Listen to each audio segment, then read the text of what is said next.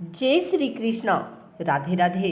आइए सुनते हैं यमराज और यमदूत की कहानी।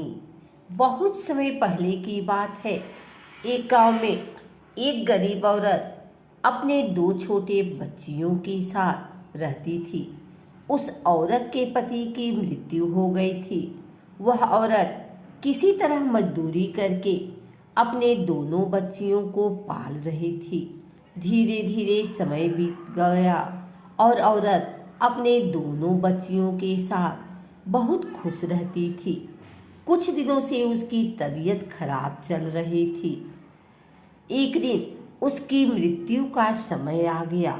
यमराज ने अपने एक दूत को भेजा, जाओ और उस औरत का प्राण हरण कर शीघ्र लेकर आओ। वह यमदूत उस औरत की आत्मा को लेने के लिए उसके घर पहुँचे तो उसने देखा कि उसकी दोनों बच्चियां बहुत छोटी थी तथा वो रो रही थी। यमदूत ने जब यह सब दृश्य देखा तो उसके अंदर बड़ी दया आ गई। यमदूत बिना उस औरत के प्राण हरण किए ही यमराज के पास चले गए और यमराज से बोला कि हे प्रभु, उस औरत के दो छोटी छोटी बच्चियां हैं। उस औरत के अलावा उनका कोई सहारा नहीं है।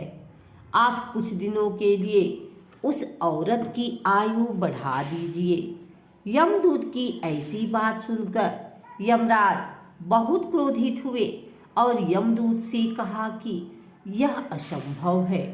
तुमने सृष्टि के विरुद्ध कार्य किया है, अतः इसका तुम्हें उचित दंड मिलेगा। तुम्हारा दंड यह है कि जब तक तुमको अपने ऊपर 3 बार हंसी न आ जाए तब तक तुमको मृत्यु लोक में ही रहना होगा। ऐसा कहकर यमराज ने उस यमदूत को यमपुरी से निकाल दिया। वह यमदूत पृथ्वी लोक पर आ गए। उस समय बहुत ठंड पड़ रही थी। वह यमदूत ठंड के मारे बहुत कांप रहे थे। उसी समय उसी रास्ते से एक युवक गुजर रहा था। उस युवक के हाथ में एक कंबल था। उस यमदूत की ऐसी दशा देखकर उस युवक ने उसे कंबल दे दिया और कहा कि आप हमारे साथ चलिए। वह युवक उस यमदूत को अपने घर ले आया। तब उस युवक की पत्नी ने उस युवक से पूछा कि आप कंबल लेने गए थे ना, कहाँ है कंबल?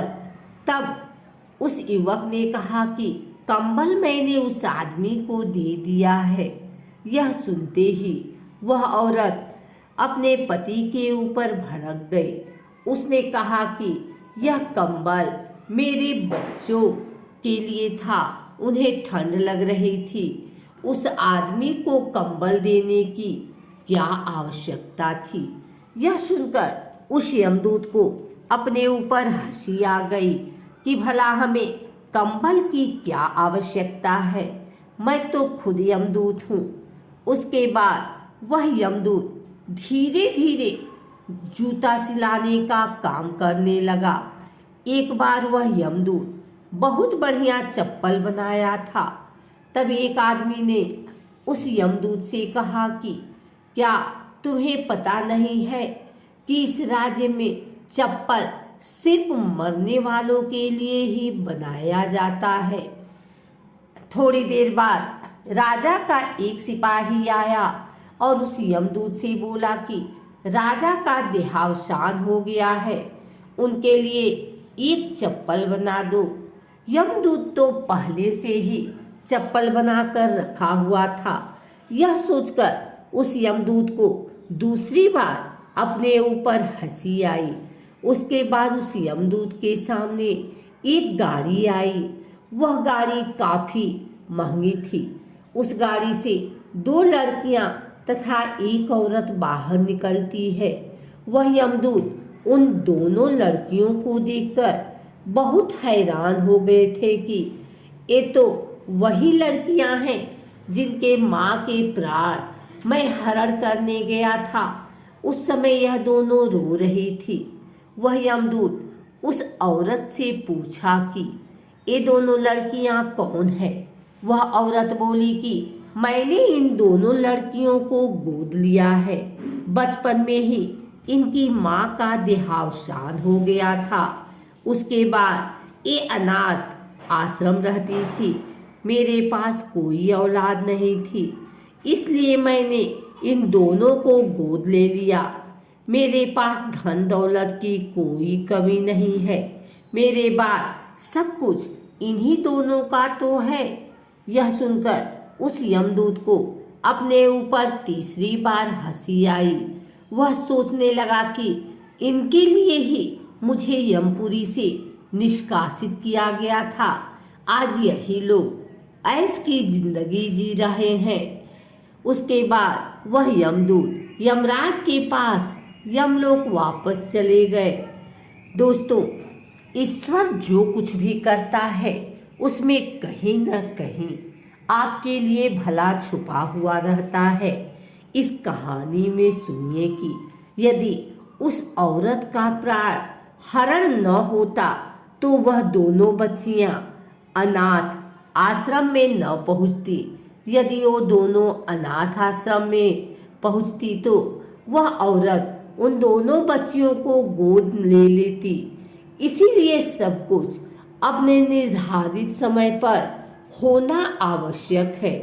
जो कुछ आपको मिलना है वो सब निर्धारित समय आने पर आपको मिल जाएगा।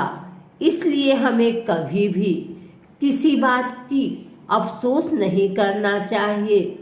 ईश्वर हमारे साथ कुछ भी करता है उसमें कहीं न कहीं हमारी भलाई छुपी होती है।